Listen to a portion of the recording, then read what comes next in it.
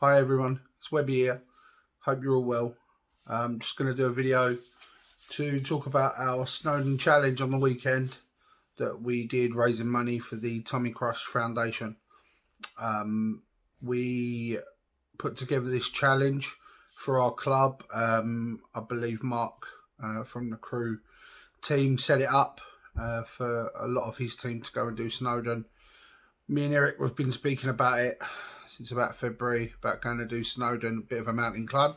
So really happy Mark got it going, and we decided to jump on board, which was probably a bit sooner than we expected. I think we had about 4 weeks notice.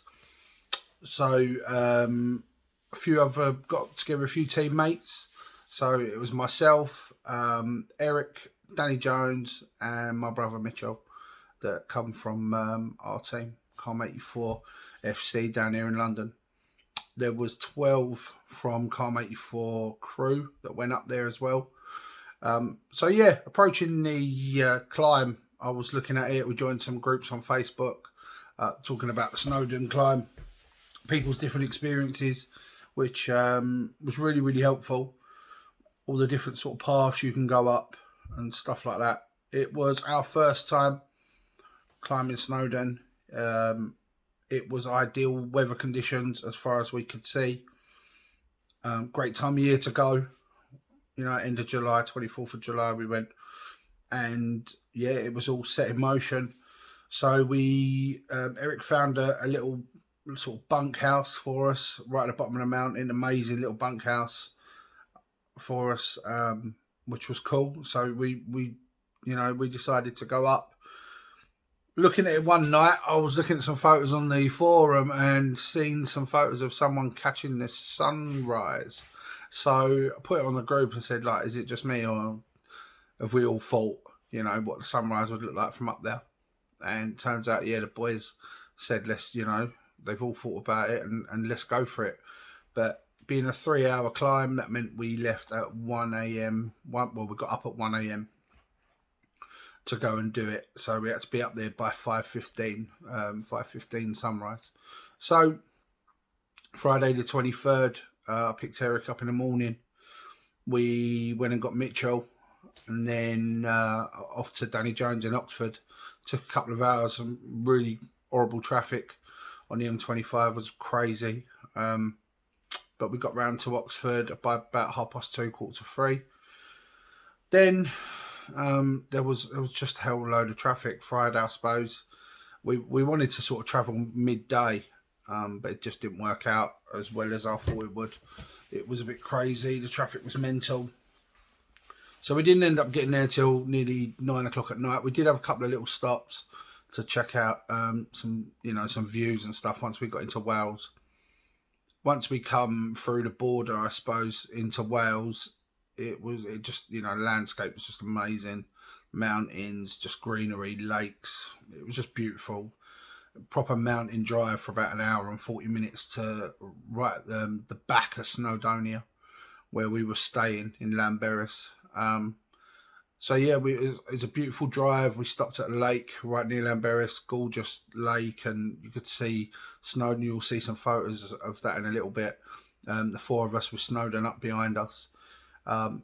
It was really, it was a long day. I think it was 10.5 hours driving. I drove, the boys obviously all offered, but I was feeling fine, to be honest. I was awake, I was fine, I was excited. So we got down there just before 9 o'clock. By the time we ordered a bit of dinner, got some food, had a beer together, which was lovely to end the day. We didn't spend too long out there. We took our stuff up and got up to our room. Our room was like the largest room in a bunkhouse, but it was in a loft. And so it's super insulated, and it was boiling.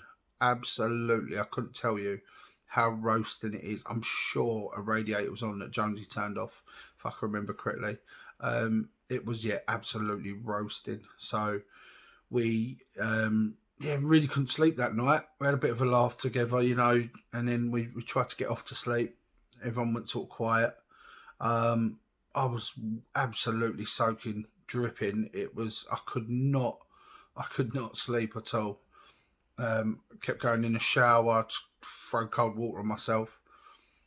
I must have drifted off probably just after 12:30 in the end. And our alarm was set for 1 o'clock. So Eric kindly gave us 15 minutes extra, which was charitable of him, which was brilliant. There was a couple of times I was thinking, and should we do a bit later? But we stuck to the plan. Up at 1:15, out the door by about 25 to 2, 1:30 maybe. Walked down, took all our stuff with us, put everything in the boot of the car. The bunkhouse, the hotel, hostel place let us keep the car in the car park, which was ideal because it was only a 10-minute walk to the beginning of the path. So we left all our stuff in the car and started our way up the mountain.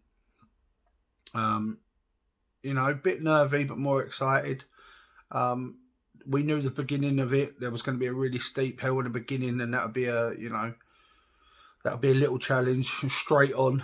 So we got up, started going through the fields and through the mountains. You go through like a little old farm, which was crazy. You look to the left, look to the right, but it was so dark that all you could see in front of you was about 3 foot where your head torch was, and you had to really watch every step once you got up into the mountain, which was obviously where the path disappeared and a gravelly, rocky surface started. So yeah, it was pitch black. The higher we got up, the cold started settling in a little bit, but your body temperature's going up because you're working hard. So it wasn't so bad. I went in a t-shirt and a windbreaker, you'll see. So it wasn't so bad. We were confused. We kept taking jackets off, putting them back on, because the higher you got up, the colder it got. We started going up, and the drop on the sort of right hand side was massive. It was getting bigger and bigger and bigger, but the path's about maybe 6 foot wide. Some of it never had no fencing or anything completely. Fencing started disappearing as you started getting higher, so you really had to be careful. And only being 2 foot in front of you, 3 foot in front of you, apart from that, it was pitch black. You couldn't even see down how deep it was.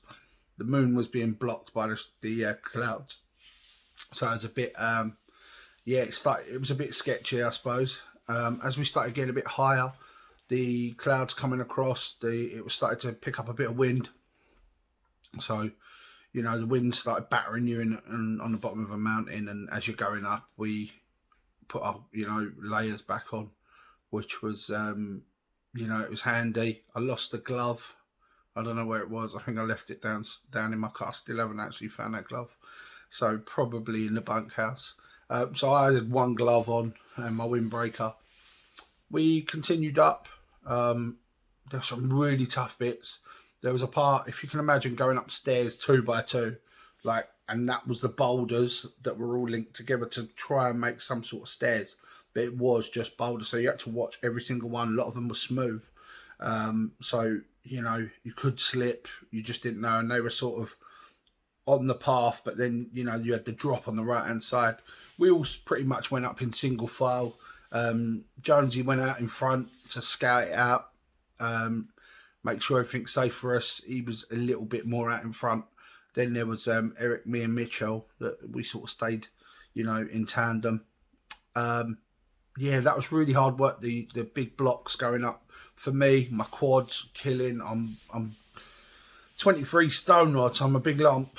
And it was really difficult to get up. My cardio was holding up. That was quite good, but it was just the tension on my quads.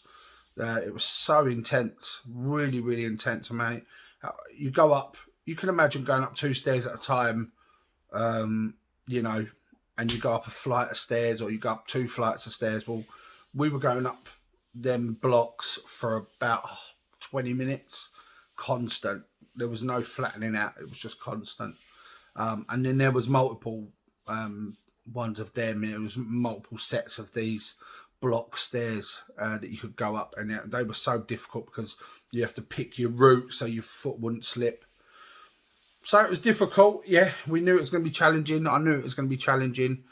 stop when I need to, quick drink. We just had the isotonic drinks, little sip, and pushed on up the mountain. As I said, it was pitch black. The higher we got up, the colder it got. The wind started going. We got up, I'd say, about 700 meters. It's 1,000 meters, the top of the mountain. So we got up about 700 meters, went through a railway bridge, and it was a sheer cliff at the end that went down into the town. Again, you'll see the photos of it. It's pitch black, and yeah, it was crazy. And we had to sit down for a couple of minutes and look out to take some photos. And off to the right, as we started really going up towards the summit, this was like this was where it really started getting tricky. There was a gravelly path, about 10 foot wide. It wasn't gravel, it was rocks, and they were all bigger and smaller, and you had to really, if you don't want to break your ankles or slip, you really have to watch it. And that was sort of sloping off onto another fall that you couldn't even see. And at this point, we're now above and in the clouds. You'll see in the photos. As we're going up, I was really pushing. I was tired.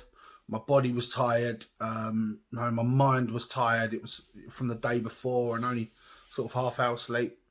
And as I'm going up, it's intense. You go up 10 meters and you feel like you've just started. You're looking up and it's never ending into the darkness. There's no end in sight because you can't see anything.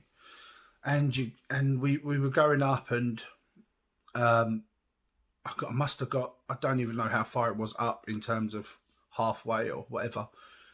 And I just started breathing a bit heavily. My heart was pounding. I was getting a little bit nervous. The wind was going.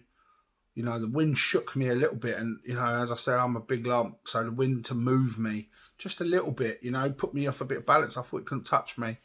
It got me, up there, and I just panicked. I don't know what it was at the time, and I sort of sat down with the boys, and for the first time in my life, I've always felt myself as quite fearless when it comes to things like that. I love an adventure. I love heights and things that scare me usually. And I realised, I was sitting there and I realised that I've never felt like this in my life, and it really upset me because I was panicking and I was scared, and I had my little brother with me, and that really worried me. And I'm not that type of person. I wasn't. And at that minute, I said to the boys, like, it's broken me. And I wasn't talking about the mountain. I was talking about my first ever period of depression last year. I feel like it broke me because suddenly I'm thinking about death and what happens if, and I'm all panicky. I've never been like that. And it really, really upset me at the time because, as I say, I've never been like that. And I'm embarrassed to be in front of my brother and my friends, my closest two friends, and I was embarrassed, and I was worried, really worried for our safety and my brother's safety. And my body was aching. So I was thinking, I can't, do this. Am I putting everyone else at risk? And can I continue with being safe? Can I continue? And my mind was full of negativity, full of it. And I remember actually tears coming out of my eyes in anger and saying to the boys, it's broke me. Last year in the pandemic, that's what brought on my depression, was looking at all the death and people dying, looking at the numbers every day, and it really made me, I think it's called questioning your own mortality, but mortality in general, mortality of myself, my friends, last year it got me in such a panic that I thought everyone was going to die of this pandemic. And it was the first time in my life that I'd ever been that scared of anything, the pandemic. And this showed that it left me susceptible to being worried. And this was my first real panic since the pandemic. I knew what it was. So the boys, you know, they sort of stayed with me, and my breathing was going, you know, where I was panicking, and I was just freaking out. And I was saying, you know, just things are coming out of my mouth like, this is dangerous. You know, my little brother's here. I was like, Eric, Jonesy, look after Mitchell. And like, he's 6'1" or 2. He's a big boy. Like, he's 22 years old. Like, he can look after himself. But I was so worried about him. And it was just really, really, really tough. It was really tough to decide to carry on. And the one thing that really done me was looking at my little brother's face. And I remember thinking, I can't give up. Like, that's my little brother, my baby brother's the youngest of 4 brothers. And I will not be the one to teach him that you give up when things get tough, or, you know, you think you've reached your limit and so you give up, you stop. I just didn't want to be that brother. I've never been that guy. And I almost, you know, felt like he needed more from me as his older brother. He trusted me to take him up there, and now I'm freaking out. And whilst the panic didn't leave me as such, I made a conscious decision to not let it beat me. And I was really worried. We just couldn't see anything. The wind was going.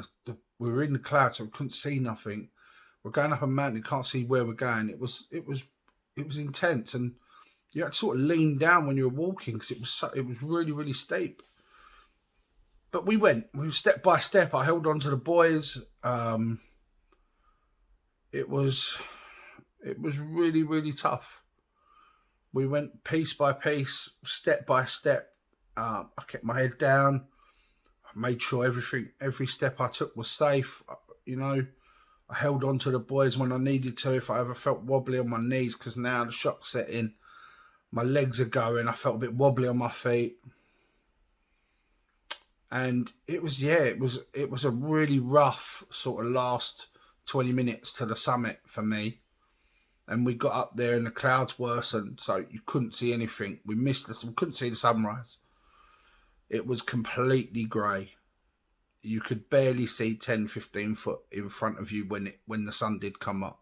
So we got up there in about 20 minutes, got up there by about 10 past 5. Dusk was sort of coming, but you just, as I said, couldn't see anything. It was bitter cold. It was awful, freezing. We were getting wet. But we pushed on, and we were going to get to the summit. And I remember getting to the summit stairs. They're about 3 foot wide. And they go up on a really thin bit of the mountain at the top. And it's got like a round, like podium-y type of thing. It's like a round thing. It's got a plate on top, and that is your summit. It's the highest point in the UK. And I looked at it, and I was like to the boys, I can't get up there. Like, boys, I'm definitely going to fall off. My legs are jelly. And Eric and Mitchell have been telling me, you know, all the way up, we can do this. You got this, you got this. We're still going, you know. And Eric said to me, he was telling me to calm my breathing. And as I did, I felt better. But I never give up. I was going up. When it was my turn to go up them stairs, I was saying to Jonesy, keep Mitchell on the inside here. So I didn't want him to fall off. And I went up behind with Elle.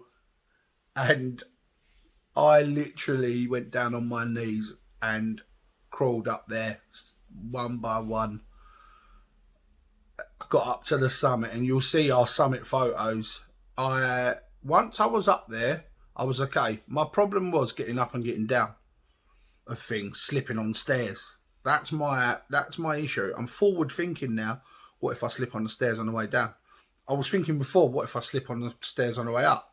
It wasn't being up there and seeing things. It was never the height that done me. It was the unknown of falling. And it was almost convincing myself that that was what was going to happen. But we got up there and we got our photos with the summit. Got back down. You know, took a few videos and stuff like that, which were amazing. And we started our descent down the path. The descent was more painful on the body, but obviously a lot easier. In terms of, you know, you could see everything. We started to get the beautiful views. We were probably 200 meters off the summit. We were probably 100 meters off the summit, and the sun started coming out. The clouds were moved. We started seeing all the views. Got some beautiful photos together, and yeah, we just, you know, took it slowly on the way down. It was just beautiful, and I relaxed, and you know, all the fear went, and because I could now see everything, and I calmed my breathing down. It was really, you know, an ordeal for me, that last little bit. And yeah, and we sort of made our way down. We saw Calm84 crew. They made their way up. They're a little late. Their minibus was late, whatever it was. It was late, so they were on their way up. We saw them probably 2/3 of the way down. They were starting. More people started coming up because a lot of people start sort of between 5:30 and 9 o'clock. And this was getting on for, I think, in the end, we got down just near 9 o'clock, probably 8:30. And yeah, it was a really lovely walk down, and me and Mitchell were talking all the way down, and I finally had something to eat, which made me feel better because I hadn't eaten as well. I think that was to do, you know, a lot to do with my shock and my panic. I just hadn't eaten. I hadn't really drunk much, just sipped. And my body felt a lot better. It was really painful on my feet, my knees, my ankles coming down, being so heavy. You know, stepping down all the way, landing on your heels, really done me. But it was a better walk, obviously. And it was just a beautiful walk down. And yeah, we were really proud of what we've achieved on that night. We jumped back in the car at 9 o'clock in the morning, and literally we jumped straight back in the car from being out. We made our way, and Eric drove for me to Oxford, which was fantastic. Couldn't really sleep properly, but it gave my mind a rest. And yeah, it was just, you know, give me a rest a little bit, and I just sort of chilled out. And I drove back from Oxford home. It was only sort of 6 hours, maybe 7 hours on the way back, which was amazing. Dropped Jonesy off in Oxford to grab his work van, and then we all left and to come home. And yeah, all day we were just really proud of what we'd achieved, what we had done for the charity that we were raising money for, which was the Tommy Cross Foundation. Tommy was a young lad, local lad, that committed suicide, I think 16. You know, and to us, you know, we work tirelessly to raise money for mental health and suicide prevention for all, but especially with men, because we know that men really struggle to talk and speak up about things. So the Tommy Cross Foundation, put together by Tommy's parents, they raise money and they help fund to put mental health champions into grassroots football, and they want to get into all different sports and help put mental health training into as many, you know, clubs as they can. And Lisa, Tommy's mum, told me that, you know, most mental health problems or cases in men, they start between 11 and 14. So for us, you know, we always give, we always donate to Calm. Our other team, Calm84 crew, they donated to Calm, I think 500. It's amazing. And you know, they have the suicide prevention crisis phone number and web chat. So yeah, like we always give money to them, and that sort of, you know, that's the cure. That's something we're working on that will help adults now. But with the Tommy Cross Foundation, it's, you know, prevention, isn't it? It's trying to prevent these things from happening, and for people to develop issues whereby, you know, they feel like they can't go on. So we're really proud to be working on both sides of it. And I think our little team's nearly up to £1,000 for Tommy Cross Foundation. So between my whole club, we're up probably £1,500 almost. We would love to get to £1,000. So if anyone could help us by donating, that would be amazing. We're going to leave the link open for probably a couple of weeks after you see this video. So yeah, it was definitely an adventure for us. Special mentions to our families and that supported us. My favourite thing to see was checking my phone. I didn't check my phone much when I was up there, but to check my phone and see my daughter had said, when you wake up in the morning for a wee, or in the middle of the night for a wee, and check where your pops is, and he's climbing up a mountain in the middle of the night. Hope everything's okay. And showed a little map, because we're all on like a tracking app, and showed a little map of me up the mountain, and that made me really proud that she was thinking of me, and she was proud of her old man. Meant so much to me. But yeah, it was a great challenge. We're looking forward to doing more. We've got more in the pipeline. If anyone wants to join us, if you're watching this, you don't have to be a part of our club, football, anything. You can join us as a fundraising team. That's what we are. Join us to fundraise for mental health, suicide prevention. Final thoughts. What did I learn from being up there? I learned that the pandemic did affect me. It did. It really affected me, and I thought it broke me. But as Jonesy and Eric said, it didn't break you because you still done it. I think I'm more susceptible to panic now.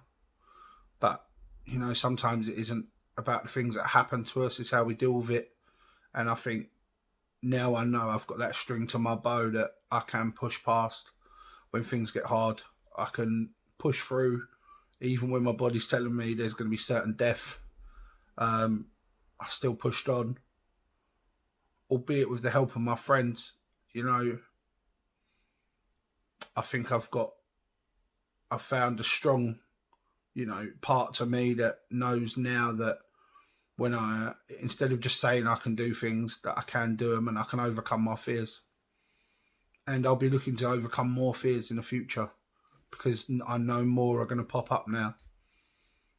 And, you know, the question of how I'm going to get through things is being answered.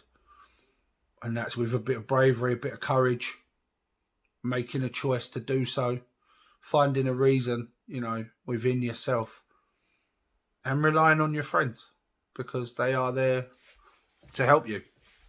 And mine certainly was. So special mention to the boys, to Jonesy. You're an absolute beast on the mountain. I don't want to climb any mountain without you, mate. You're an absolute beast. You climbed up that mountain. You flew up there. You checked. You kept scout for us out in front.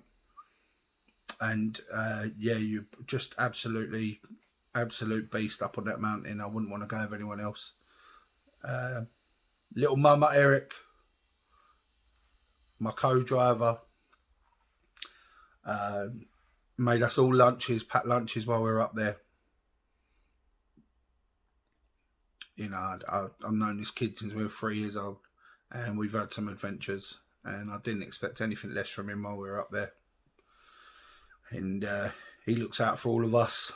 You know, he's our mum when we're out adventuring, and you can rely on him for anything. And yeah, you know, what would I do without you, mate? What have I been doing without you? It's ridiculous how I've got this far in my adventuring life without my little mama making me a packed lunch and let me hold his arm when things get tricky. So thanks, El. I love you, man. And Mitch, my little brother Mitch, become the big brother for that that part. I just want to tell you that I'm really, really proud of you. You know, and man, again, you're such a soldier. You're fearless. You're brave as a lion. You went up that mountain. You looked out for us. You looked out for your big brother as much as you know your big brother looks out for you. And you made me feel safe at a time that I really didn't. And I'll never forget that, bro. Yeah, get off that before we see some water. Yeah, so guys, I hope, I'm sorry to rattle on. It's been a long one. I hope you enjoy the photos upcoming. We're just going to chat together a little video of some photos and that of the journey for you all to see. So I hope everyone's good. And, just, if you want to get involved in our adventures, please, join us, message us, come and get involved. And we'll be more than happy for you to come and get involved with us and come on our adventures with us. So yeah, I'll catch you all later on. Please enjoy the video. I'll see you later.